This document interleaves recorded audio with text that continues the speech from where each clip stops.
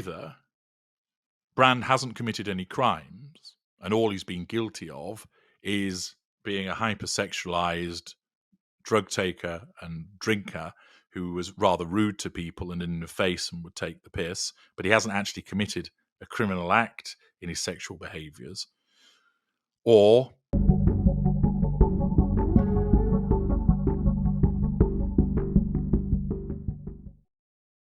All right, we are back again with the illustrious HD Tudor.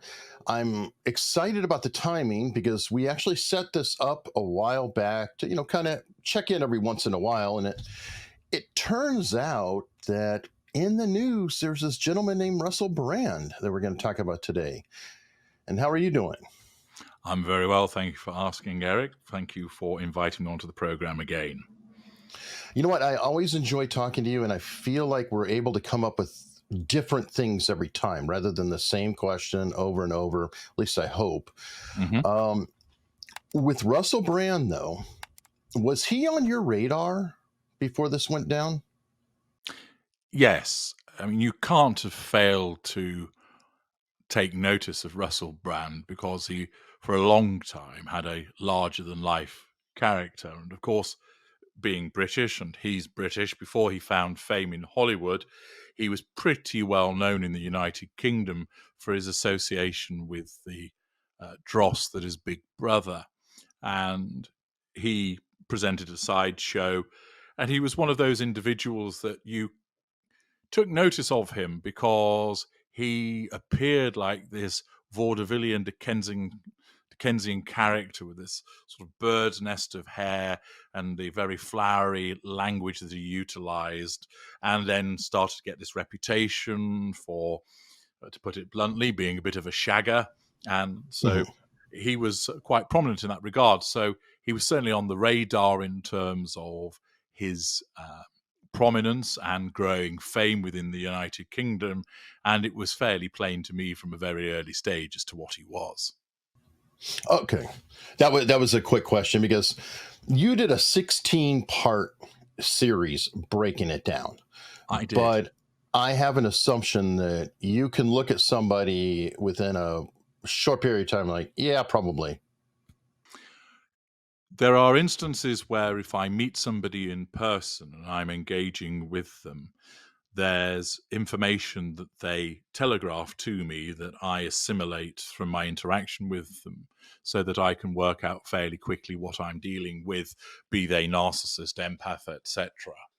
Where it's someone that I have not necessarily met, I can gain an impression, of course, from some of the material that's put forward. But what I prefer to do is undertake a deep dive into a wide range of material, not just one from particular news sources, but from preferably the individual themselves. So watching interviews is always very useful. Reading interviews, autobiographies are very useful, not just what the reported news is also. Yes, I'm going to guess that out of all the things you researched, you spent a lot of time on a 2017 interview. Was that one possibly the most illuminating or confirming to you because he was sober, because he had settled down, because he was changing his lifestyle, and the language he was using in there was still consistent with your findings? I think actually the most illuminating aspect, although I didn't include a huge amount of this material in the assessment, Eric, was from his autobiography, which I've read. But the interview, I think it was 2019, Oh, where sorry. yeah, it's quite all right, where he talks a lot about life now he's married and what it's like as a father. That was particularly instructive because what you look at in his earlier life could well have been a sort of manufactured character that's for use for television. You do find with certain people that they have this persona that they adopt for public consumption, and they are very different. You see that with many people. They have a stage persona, and then away from the stage, they're rather quiet individuals who don't want to be bothered. and they turn into something else when they're on a stage. Now, sometimes those individuals may well be narcissists, but often they're not. They just are able to act, even if it's not formal acting. So certain people who they're comedians, they're not on all the time. They have an act which is put on by them when they're in front of a mic. Pop stars, rock stars. They Marilyn have, Manson might be a good example. yeah, and I think Alice Cooper's a good example of that Oh, as really well. good example. Yeah, where what you see on the stage is completely different from the man when he's off stage. So one what has to be careful about a character such as Russell Brand, not to fall into the trap of thinking what he's putting out there for public consumption is truly him. You have to look at more, and what you realize is that at that juncture, that was him. He was putting it all out there. But when you're dealing with famous or semi-famous people, one of the considerations is what you're seeing actually part of them, or is it just part of an act? And then, if it is an act, is it an act that's been utilized by a narcissist, or is it just simply an act that's been utilized by a non-narcissist? Because that frequently happens within the fields of entertainment. With Russell Brand, what he was doing was putting himself out there, which was affected, of course, by his involvement with drink and drugs. So that was an influencing factor on what he was back then, but it wasn't solely driven by the drink and drugs. The drink and drugs was part of the manifestation. So I'd undertaken a very detailed examination of his behaviors, and what I was at pains to do also was I actually, although I made mention of it in the analysis, I actually excluded, when I was undertaking my summation of it all, the allegations that have been made recently against him. Not because they lack any credibility, but I thought, given that there's such controversy surrounding them, let's remove them from the equation, and we're still left with plenty of material on which we can assess him. Get into the drinking and drugs because you brought up some interesting points in your series. Now, it wasn't specifically a drink and drugs, but I can't help but tie it over. And number one, would you agree that somebody who is an addict may act in a narcissistic manner and literally mirror a narcissist, but not necessarily be a narcissist because they're in there deep in their habit? Absolutely. So there be certain individuals that their behavior, whereby they're selfish, they're entitled, they don't behave with accountability, they don't demonstrate emotional empathy, they engage perhaps in criminal conduct, they order people around, they seem to have a temper, etc. It's all a manifestation of their addiction. The addiction is what's driving their behavior. And that individual may not be a narcissist. And the reason that they behave in the way that they do is that they are being affected by that external stressor, which is their addiction. Okay, so to continue with my train of thought on this, you had mentioned the sex addiction you felt, in his case at least. I don't want to get deep into all sex addictions, but you felt that that was a cover for a narcissistic behavior. My question is this: is it possible that the drink and drugs were also a cover? Like, if I'm doing this at the same time and I have bad behavior, I have a built in excuse for what I'm doing.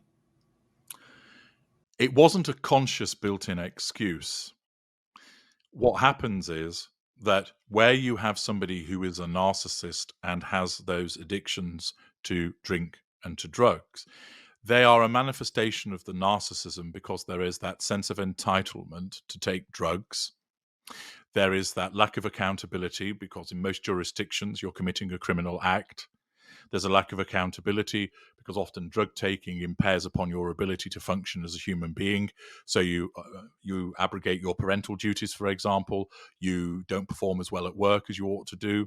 It causes some people to engage in criminal conduct because they have to steal to feed their habit. They are selfish individuals. They're just thinking of the next fix. It messes up their relationships with friends. And therefore, the the fact is that a narcissist will, not always, but often will take drugs because, as I mentioned in the series, there's a concept of invincibility. I can take these, they don't affect me. I can still do my job. I can still drive a car. I can still keep all these friendships going, notwithstanding the fact that I'm snorting cocaine. So it shows that entitlement. It shows the grandiosity of invincibility. And also, drug taking and alcohol are fuel substitutes. Now, fuel is what sustains the narcissist. And by imbibing drugs and alcohol, that provides a substitute for the fuel.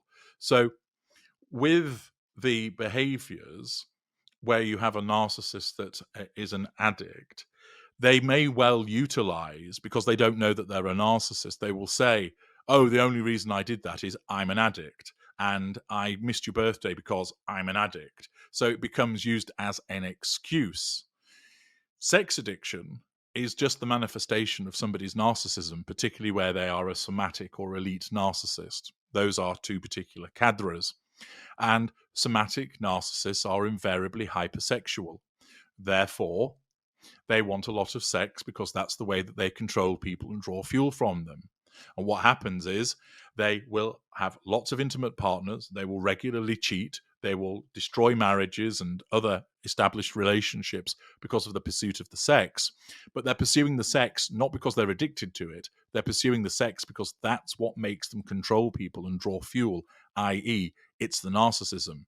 So, similarly, the narcissism can also drive an individual to take a lot of alcohol and drugs because it's the narcissism that's driving it rather than an actual addiction to the substance or the alcohol.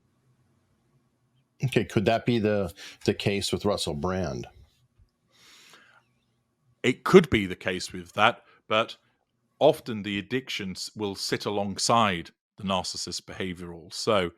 And the fact is that I see with Russell Brand that the narcissism is actually the driver of his behavior in relation to the drink and drugs, because the narcissism effectively decided you don't need to do that any longer. You can achieve the prime aims by going elsewhere. So initially, if you think of the narcissism almost as if like a separate entity, it sat there and thought, right, here's our narcissist, Mr. Russell Edward Brand. We need to enable him to get control over people. We need to get fuel for him and character traits and residual benefits. So, the way that we will do this is that he will put his life out there. He won't operate with a facade.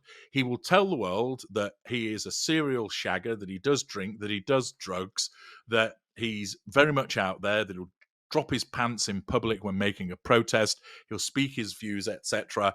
He will make programs where he goes and stays with a prostitute and her partner for a while. He'll do a program where he boxes his father and tells his father that he hates himself, and one day you'll get a call saying that Russell's committed suicide. So his narcissism says, we're going to create that persona, because that persona will work to get all of the things that he needs.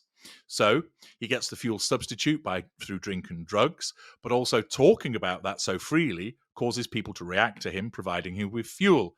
Being a controversial and flirtatious individual enables him to get people under control and draw fuel from them. And so he does that for a number of years, and then the narcissism decides that's not working as effectively as it once did. Now let's turn him into somebody who's got clean of the drink and the drugs, and let's cause him to need to portray himself as this messiah-like character who's into wellness, who's exposing the truth of the way the establishment behaves. That's now going to be his modus operandi. He's not going to be the wild-eyed drug addict, Mr. Shagger Shagger. We're going to have him now be something else. And so in each instance, his taking of drugs and taking of alcohol and having lots of sex was just a manifestation of his narcissism. And then the narcissism essentially thought, don't need to do that any longer. Let's be something else instead. And thus he became this uh, individual that has been creating all of the videos talking about the establishment and Mhm. awakening wonders and so on and so forth. Now, I've watched a bunch of his videos here and there, and One, I've always thought he was a brilliant orator, at least speaking. He's not a great interviewer. And it was listening to your series, I was like, okay, that's what I caught on to. I do interviews, and a lot of my job is to listen to your answer and then try to feed that in the conversation or actually react to it. I never thought that Russell Brand was skilled at listening to somebody's answer, rather was waiting his turn to push another point. I agree with that. Narcissists are notoriously poor listeners. Many people are actually, even if they're not narcissists, are poor listeners because actually truly listening to what somebody is saying requires you to not be thinking about what you're going to say, what point you're going to make, or mulling over what that person has said. It is simply to absorb what they are saying. Now, many people are too busy thinking, I want to, particularly when they're having a debate or an argument, they're thinking, right, I want to jump in because I want to correct you. And they're not really listening. They are set to send rather than to receive. And narcissists with that entitlement are often ones that will want to do all of the talking rather than listening. And with Russell Brand, he's a very good orator. He's very entertaining, and it's quite understandable why so many people enjoy watching and listening to him, because he's got talents in that regard. That cannot be denied. But he's not a very good listener. That shows when he's actually having discussions with people, because it's always the Russell Brand show. Here I am, either I'm flirting with you, suggesting that you're wearing suspenders and, being this sort of vaudevillian character, or I want to talk about something seriously and you will listen. And I'm not really interested in what you've got to say because I am the amazing Russell Brand and everything I say is important. And you should listen to me, and I'm not bothered about listening to you. Okay, and going back, and because I actually was listening when you were talking about changing the lifestyle to the guru, etc., Yeah. I wanted to go further with that and say, is this possibly almost like a resurrection in a high level narcissist mind? Like he is deifying himself. If you look at the role, right? Like he went through his personal hell and he has come forth clean as this guru to lead everyone. And part of what I was trying to say is that all of his shows, there's a lot of that language in there. Hello, my awakening wonders. Who are you awakening to? Who am I awakening to? Well, nobody else is here. So, it must be you. Yeah. And even in his replies, I did get the recruitment vibe of we know what's going on here. Yeah. There's the we that's your crew, and then there's the we, you and me. That's right. There's two things at work there, Eric. The first is that one of the things that a narcissist will often do is cause you to think that you and the narcissist are sharing some kind of secret, that we draw you in so you feel special, that you feel like an important individual. And therefore, part of the way that his narcissism is working is to say to everybody, I know the truth, and you are partaking in this truth. So we are armed with this information, which makes us special. And you've become special because of me, because I am your guru and thought leader. So it's about that creation of a pact between narcissist and victim. And all of those that are watching are a victim of him, not because he's abusing them, but simply in the dynamic of where you are involved with a narcissist. The narcissist default setting is you are a victim because we're taking from you, we're using you. We don't deal with you just because we like you, we deal with you in order to extract from you what we require. Now, the second aspect of what he's been doing, Eric, is he's an excellent example of what happens when a narcissist goes into therapy. Many narcissists eschew therapy because the narcissism goes, there's nothing wrong with me, therefore I needn't bother with it, and poo-poo it. Some will do it for a short period of time, purely to say to somebody else, I went and the therapist said there was nothing wrong with me, you're the problem, which is invariably a lie. But some narcissists will embrace attending therapy. What happens is the outside world is misled into believing this individual recognized that he had a problem, that he embraced that problem, and he's come out of the other side a better man. Look at me now. I've trusted in the process. I've learned more about myself, and I've got rid of those awful aspects of my personality, and I've come out the other side. Then I'm better. A narcissist is never, ever aided by therapy in that sense to become a good person, to stop being manipulative. Some narcissists use the therapy to portray themselves as modified and improved and better. And then all they do is use the language of therapy to manipulate people further by suggesting, yeah, I learned I was a narcissist, and that means this and that means that. But the narcissist isn't truly embracing it in a genuine way. They're merely receiving the language of therapy, taking it, and then using it to manipulate an audience who doesn't know any better and thinks, hey, look at this guy. A few years back, he would shag a barber's floor. He was on heroin, and he was taking cocaine, and he was drinking a lot. And now he's in a stable relationship. He's got 2 kids, and he's telling us all about the truth. That man's redeemed himself. No, he hasn't. All his narcissism has done rather, is shift its modus operandi by taking hold of the therapy and using it against the audience. Have you attended therapy? Yes, and I've done exactly the same. I've utilized my experience of attending therapy in order to become more dangerous. Okay. I could also see you toying with a therapist, but Well, in some of I'm my videos and blog pieces, I have written about my interactions with the therapists, and to me, it's just a game. I go there knowing what I am. I want to understand more about me, not because I'm going to change. I want to know more about me to improve my effectiveness.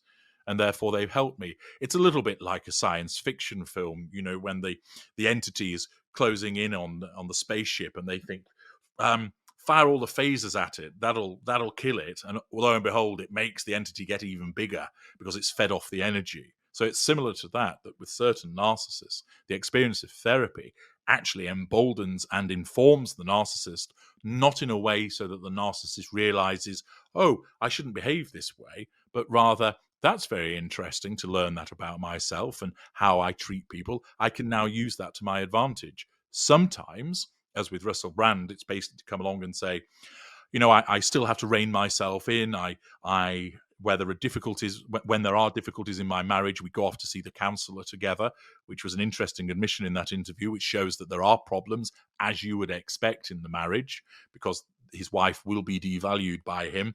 It just hasn't reached public consumption. We don't know what those things are. We can hazard a guess at what they are.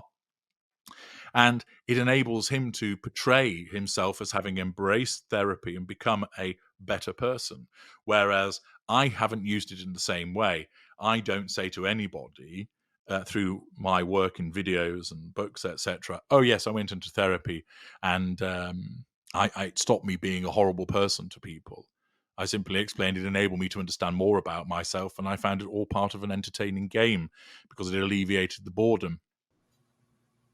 okay. That was my next question is, do you see yourself as almost like an alien walking amongst us, just curious about who's around?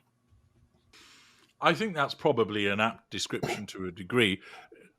Naturally, if you were to meet me, and cut my arm, I would bleed, and I breathe in oxygen and Sure. expel carbon dioxide, etc.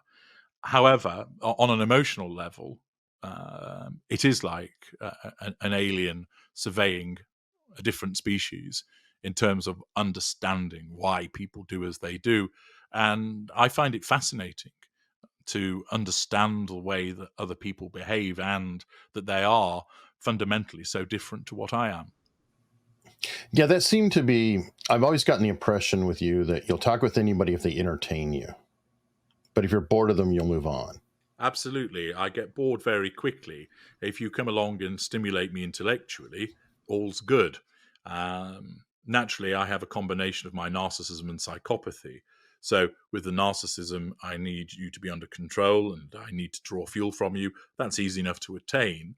But even if you're supplying those things to me, if you're boring me, then I will then start to either play games with you or just move on. Yeah. Now, on that note, because this is the part that I think is interesting, how do you personally feel about a Russell Brand? Okay, you're a narcissist, you're in this level. Is it a competition, an acknowledgement, or you just don't care? You think nothing of him. He's no different than any of us. He's just similar to you. Russell Brand's use to me is as an example of a narcissist and a particular type, so that he's topical because he's in the news as a consequence of the allegations that have been made against him, which naturally causes my viewership to email me and say, "What do you think about Russell Brand, HG?" That brings Russell Brand onto my radar. I therefore have a choice. I can either talk about him or decide I'm not interested and I'm not going to do so and jettison him. He is an individual. We have never met one another. We don't know one another. I have seen him previously on certain shows. I didn't find him particularly entertaining, but I recognize that other people do.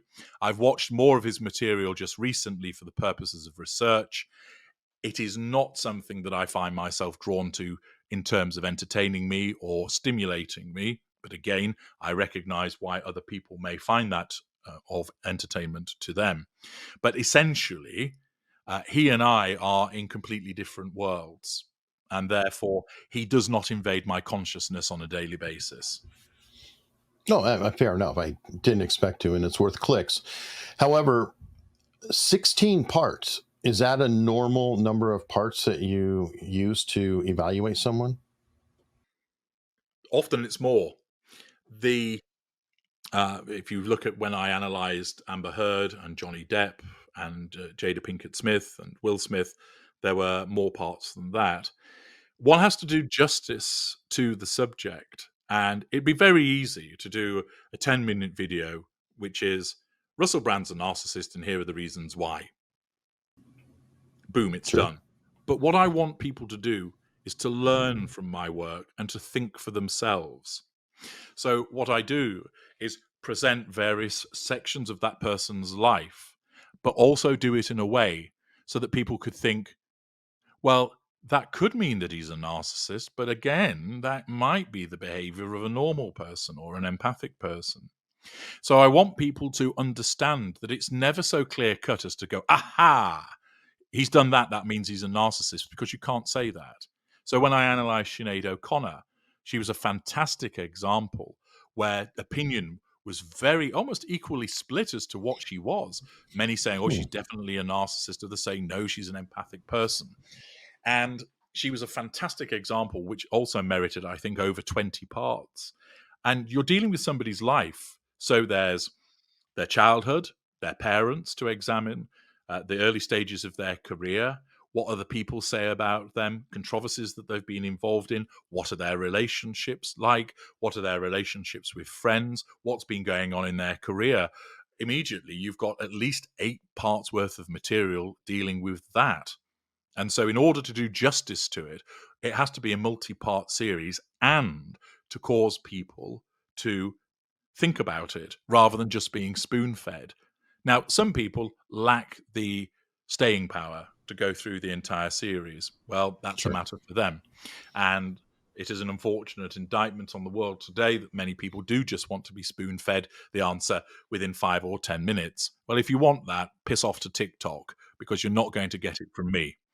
You're going to get a detailed and reasoned analysis which is balanced. And what's also important to remember is, with these individuals, it's not about whether I like them or not. And it's not about saying whether they're a good or bad person. It's what are they? It isn't a value judgment. You make your value judgment if you like that person or not. Naturally, to describe somebody as a narcissist is stigmatic, but not Sure. from my perspective. It's merely a categorization. Right. Your presentation, while not directly, because this implies an indictment, reminds me of a trial where you're the entire time building a case from both sides. Is it this? Is it that? Is it this? Is it that? Kind of going through, and then you finally have your own verdict or conclusion, whatever you wish to call it. That's right. It is not a foregone conclusion that I want to prove that everybody is a narcissist. Indeed, it's actually more interesting for me when you've got somebody that presents as a narcissist and actually isn't. And I think those examples can be very useful for the viewership as well, because there are some instances which it's fairly obvious what this person is. And often I'll get some suggestions and I reject them because it's fairly obvious on the face of it what that individual is, and therefore it doesn't make for particularly interesting analysis. Sometimes I will do them where it's clear what they are, but what's less clear is what type they are, and Mm. therefore that becomes of interest. But what's also useful about it is it really does enable one to draw out of the viewership people's affiliations, and also it's interesting to see the basis on which that people form their conclusions. And I encourage people always to go to the evidence and not make emotional based responses about these assessments. And I thought it was interesting because, of course, we have all of this brouhaha about the allegations that have been made against Russell Brand. Mhm. And there are, of course, many people who will say this is a put up job. It's being done to silence him. Well, that might be correct, or it might be right that he's done these things and they're still using the truth against him to shut him up, or it's not being used to shut him up. And I'd be interested to learn of the individuals that form the view that it is being used to shut him up.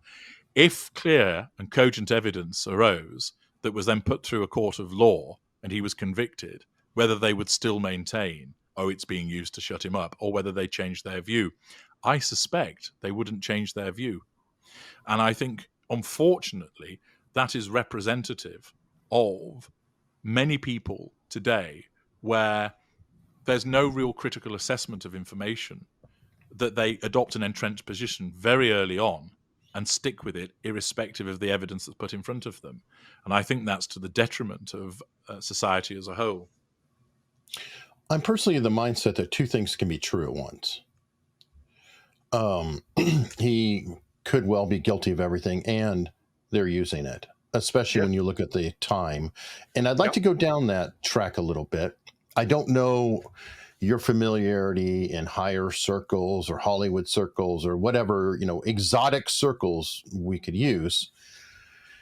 Do you feel there is a degree of allowance of a debauch, not only allowance, but actually encouragement of a debaucherous lifestyle in private parties and different arenas, etc., that can then be used later on to control someone?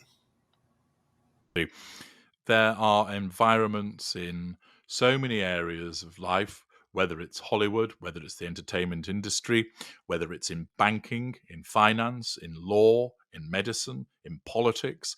You will find gatherings of individuals where certain individuals will take advantage of their wealth and power to engage in bacchanalian hedonism, and sometimes that will often stray into the realms of what is deemed to be morally unacceptable behavior, and in some instances criminal behavior.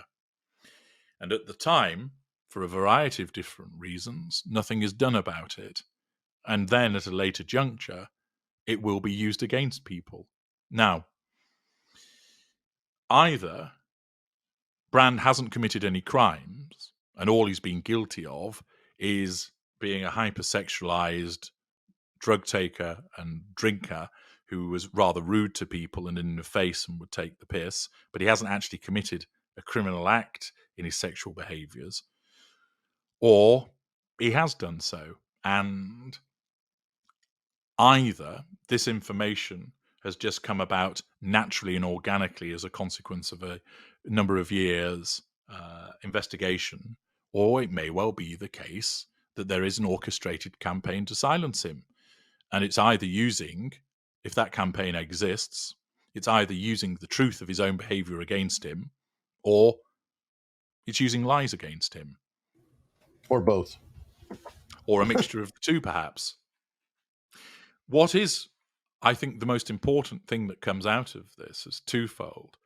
One, Russell Brand's a narcissist, and therefore that has various connotations that come with that. But also, the biggest concern, I think, for many people is that certain organizations have taken it upon themselves to make judgments about him which are affecting his livelihood. Mhm. And I think people ought to, and certain people are, recognizing the chilling effect that that has. That before you've even been convicted, people have decided we don't want to be associated with him. Now, naturally, they are allowed to make that decision because they will say it impacts upon the way that I'm perceived, my Oh, organization. I can't be yeah. associated with someone who's even accused of this kind of thing. And at the end of the day, if you're a private organization and that's the decision you make, it might not be a very fair decision, but you are, at the end of the day, you are allowed to take it in the same way. Someone can express an opinion about Russell Brand's behavior and say, I think he's a disgusting human being, purely based Sure. on the allegations. Doesn't mean they're right. It might not be a very well informed opinion, but they're Correct. entitled to make it nevertheless. The problem is that the speed at which the media now looks to condemn an individual, that's the issue. It's not so much about people expressing opinions, because we've always had that and we always will. It's the Mhm. speed of by which people decide, right, let's keep finding articles because people are going to be interested in it that show an actress bouncing up and down on his knee, and there's nothing actually sinister in it whatsoever, but it shows Russell Brand having a slightly unusual interaction with a female. Get it out there, rather than any judicious consideration as to, is it responsible journalism to put that out there? No, it's more about the salacious. Let's just go for the clicks. Or worse, having a member of parliament writing institutions to directly ask them to demonetize them. Precisely, that's sinister behaviour, because what business of it is of the government as to, one, what Russell Brand is doing if he's not doing anything criminal, and two, to tell an organisation how it should conduct itself. And of course, the CEO of Rumble responded in appropriate terms. To behave that way when nothing has been proven, that you're going down a very slippery slope in terms of that behaviour, because the most there ought to be due process, and there ought to be a considered approach to the presentation of evidence, its consideration, its testing, and then a decision made on the strength of that evidence. That's why I adopt the approach I do with my assessments, to teach people, look at the evidence in detail before you make a conclusion. What we have now is the media, which is far, far more powerful than people appreciate, because the news that I get and the news that you get on certain levels is set by those who have the economic power Mhm. to tell us what's going on in the world, unless you have the ability to go to a particular place and witness it for yourself. And every piece of news that's provided is naturally subjected to somebody's agenda, because there is no such thing as unbiased news. Even your own take on it is biased, because you will interpret what's happening in front of you through your own personal lens. That's But when very true. People don't realize that. And even those who evaluate the news, they're getting the base news from mainstream sources or whomever has, quote, correspondence on the ground who is reporting back in. So the Well, precisely, source is colored. there are so many things that go on in the world, and those that have their. And I'm not talking about saying that there's any kind of grand conspiracy behind this, but simply pointing out that there is only a smallish group that has the power and the wealth to Mhm. control television, print media, radio stations, and also, to a large extent, what goes on the internet. Because although it can't be controlled entirely, what are the major platforms? Facebook, YouTube, Instagram. The people that control them have their particular agenda as to what you're allowed to do on those platforms, because they belong to them. If you want to put forward an alternative view, you can, because you can create a blog on the internet and you can write Mhm. about whatever you want to write about and host your own videos there. The problem you've got is not necessarily many people are going to see it unless you happen to have a massive advertising budget. And most Joe Ordinaries don't have that. So the problem that you have is that the presentation of the information is in the hands of a smallish group of people. And often those individuals who've got themselves in that position are of my kind. And therefore, control is hugely important to them. And that's why they portray a particular agenda, because it enables them to cut out the things that threaten their control and maintain the things which allow them to preserve that control. Many of the moguls that are at the heads of these media organizations are of my kind. And because control is so important to them, that's why you only get fed a certain diet of news. Very interesting. Now I'm going to pivot back a little bit. This has been in the back of my mind, but comparatively speaking, I believe Meghan Markle, you've said clearly, is a narcissist. Um, Russell Brand is a narcissist. Now, I'm going to project my own opinion into this because we always project our feelings. I find Meghan Markle to be not that compelling of a personality in comparison to Russell Brand. That's pretty apparent. Yeah. Is there degrees of narcissism and compellingness, or is narcissism just a condition, and whether they're talented or compelling is a side note? Yeah. You've got two narcissists, Brand and Harry's wife. And with Brand, he is of decent intelligence. He's also articulate. He's also got some charisma. He's a motor mouth. So he has some innate abilities, which his narcissism harnesses for the purposes of using those things so he can control people and draw fuel from them. And thus, he's naturally entertaining as a combination of natural ability and the forthrightness of his narcissism, which allows him to put it all out there and be cocky and be in your face. So it's a combination of innate ability and his narcissism that creates this individual, which certain people find immensely entertaining. With Harry's wife, the narcissism almost goes, we've been given a bit of a bum steer, haven't we? What have we got to work with here? No charisma. She can't write, she can't dance, she can't sing, she can't tell a story. What about fashion? No, she cocks that up regularly because she's deluded. Victimhood, and she was in the royal family. That's all we've got to work with. So that's what she used. And most people, if they have any interest in her, were only interested in her as a consequence of her treatment at the hands of the royal family. Either that they side with her and say she was the royal family is racist and treated her badly, or they say what utter errant nonsense, but nevertheless I'm interested in what lies she has to say about it. Other people don't have any particular interest in Harry's wife's thoughts about getting inflation down in the United Kingdom, or Harry's wife's thoughts on climate change, or Harry's wife's thoughts on the culture wars going on in the United States, because she lacks the intelligence to come out with anything novel, and she's innately uninteresting.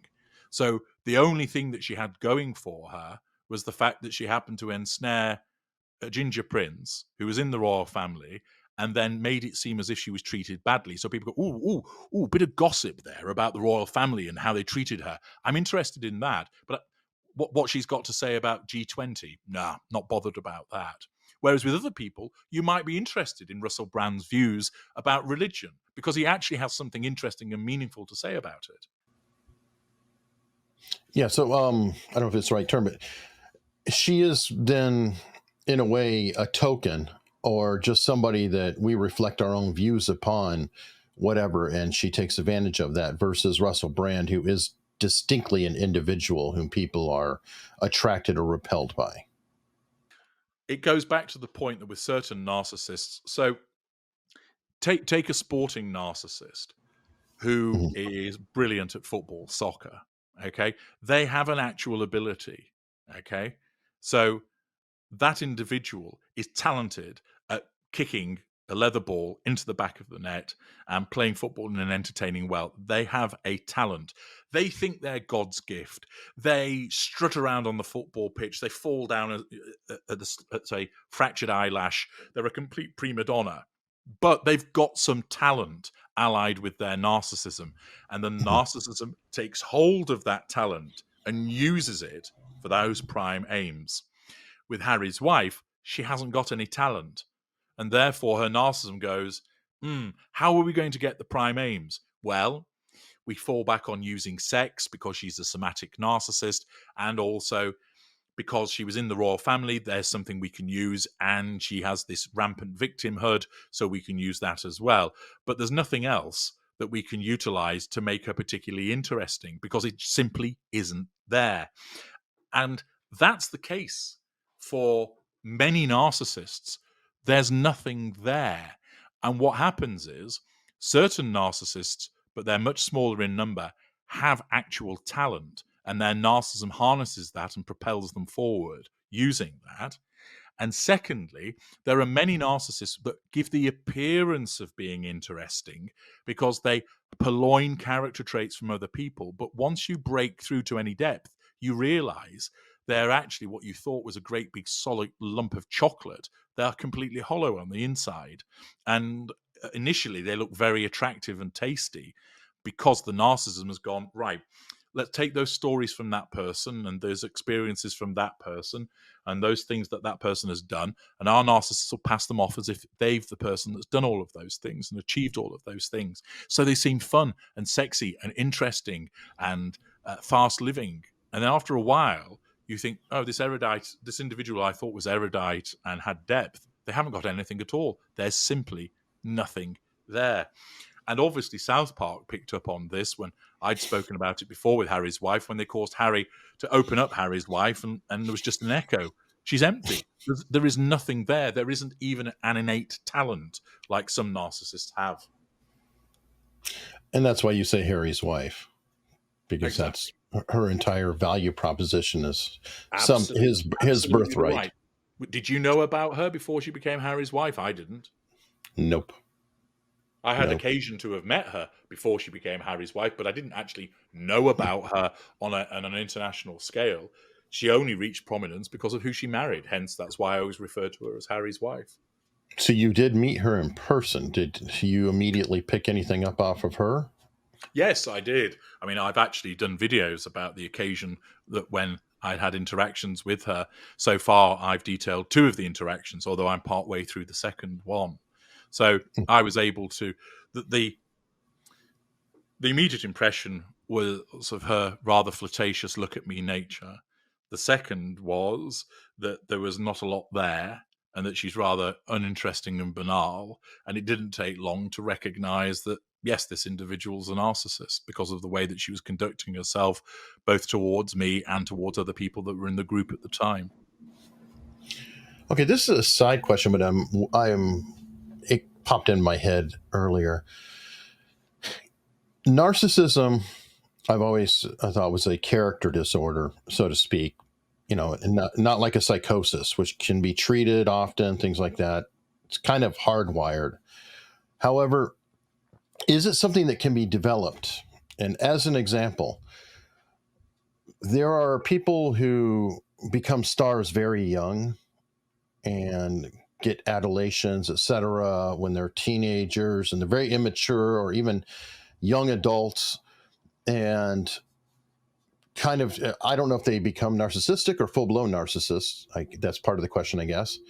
But then there are others who are like Bryan Cranston, pretty well-known actor, who really didn't achieve his fame until like 30s, 40s, later on in life, after life's kicked them in the balls a few times. They've had to pay their dues. They've been sort of down and out. And there's a degree of maturity. And a lot of these have a reputation as being fairly generous people, and open, maybe even empathic. I don't know. I guess where I'm going is, could narcissism be developed as an adult versus a kid, or is it just always there and it's enabled, or it's not? It doesn't develop when you're an adult because essentially the way that you regulate yourself and cope with life has already been formed. What can, of course, happen when somebody is an adult and they meet fame later? They have already developed certain coping mechanisms and strategies which enables them to navigate fame in a successful way. So it doesn't destroy their marriage, they don't turn into an arrogant arsehole, and they're very likable. Of course, for some people, the application of fame and wealth are external stressors which cause people to get a bit ahead of themselves, and it reduces their emotional empathy, causes their more narcissistic traits to come to the fore, and they, in a sense, let the fame go to their head. It doesn't make them a narcissist, it makes them behave in a more narcissistic way. So commonly, you'll find people who, for many, many years, were not problematic. They find fame when they're much older, and it kind of turns their head and they turn into an arsehole. And it's not because they've become a narcissist, it's because their character has been affected by the application of this external stressor. Where you get somebody that meets that fame at a very young age, i.e., when a child, and this is why so many famous child artists end up being screwed up, is invariably it's not a particularly healthy environment to stick your child in to begin with. And therefore, you have to question some of the decisions that are being made by the parent to allow their child to be exposed to this environment. And often, of course, somebody that allows a child to be exposed to such an environment and pushes them forward in this way, they are a narcissist themselves, and they're living vicariously through that child. Thus, because the parent is a narcissist, they then pass the genetic predisposition to narcissism onto that child.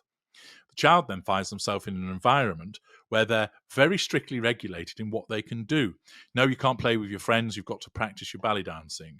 No, you're not allowed to go to that particular school, you have to stay at this particular school. No, you can't watch television, you need to learn your lines. And therefore, that, along with the adoration that comes with it, going in front of screaming audiences, people clamoring for your autograph when you're, 7 years old or whatever it might be, creates a lack of control environment. And thus, a narcissist is formed because the genetic predisposition has come from the parent, and the environment that they've been brought up in, this fame environment, is a lack of control environment. And thus, the two things come together to create a narcissist. Fascinating. Perfect. And this is another oddball question that I came up with. I don't know if you're familiar with the pickup artist community, so to speak. I interviewed Ross Jeffries, who doesn't refer to himself as a pickup artist, but as a seduction expert. And he does practice hypnotism, things like that. He is a very talented individual with the seduction track. But I'm wondering your thoughts that Russell Brand is the walking personification, or he was the walking personification of a pickup artist with the peacocking, his hair, as you put, his manner of dress, the bright colors here and there. Is it possible that the pickup artist world is studying narcissistic traits to enable others to take advantage of women? The pickup artist world is populated with narcissists that don't know what they are and refer to themselves with alternative names where they're actually asserting control over people and drawing fuel from them, character traits and residual benefits. And they are basically being a narcissist and using that as a means to seduce. All narcissists seduce. These ones make a sort of career out of it by referring to themselves as pickup artists. Excuse me. Now, within that, there are then far more individuals who look at these successful pickup artists and think, I want to be like him. I want to be able to pull the women in the same way that he does. The problem they've got is they don't have the same toolkit as the narcissist. And therefore, there are certain things that they can learn because they mimic what the narcissist does, but it doesn't mean that they're going to meet with success. So within that whole industry, you have lots of narcissists who gravitate towards it in a way almost to monetize what they are, because narcissists seduce people. And then instruct all of these other individuals who are invariably normal people who think, I struggle to get a girl, this guy's got all the moves, I'll follow what he has to say, and thus they become infected by what's taking place. And I've had a couple of instances whereby I have dissected and analyzed pickup artists, and they get very upset when I do that, when I label them as a narcissist, and they bleat and they complain, and it's clear as day what they are. But because they're unaware, their narcissism won't let them accept, and they'll go, no, I'm just, I'm just a specialist in the art of seduction, or I'm a pickup artist. I'm just helping these men, in the war against women, or however they want to describe it as. And it's, no, you're a narcissist, but you can't see it. But I'm not here to convince you. I'm here to demonstrate to other people what you are. But it's rather amusing how bent out of shape they get about the accusation. That is funny. All right, to wrap things up, I always like to ask this. Now, you've been on before, but it's going to be the same question. Is there a question that I should have asked today that I missed? Let me think. A good question would have been,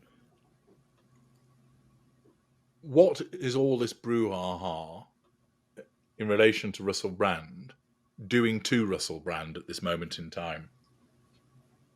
Great question.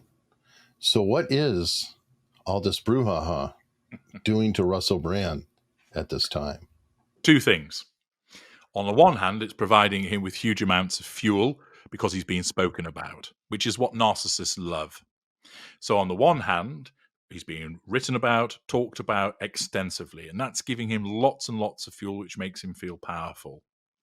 The problem with it is that the fuel breaks down into two areas. There's pure positive fuel from people saying, we support you, Russell, stay strong, don't let them get you down, etc. That's all great for him, and he's loving all of that. But then there's a lot of people saying, yes, he's always been a wrong 'un, he should be in prison, and this is challenge fuel. And that threatens his sense of control.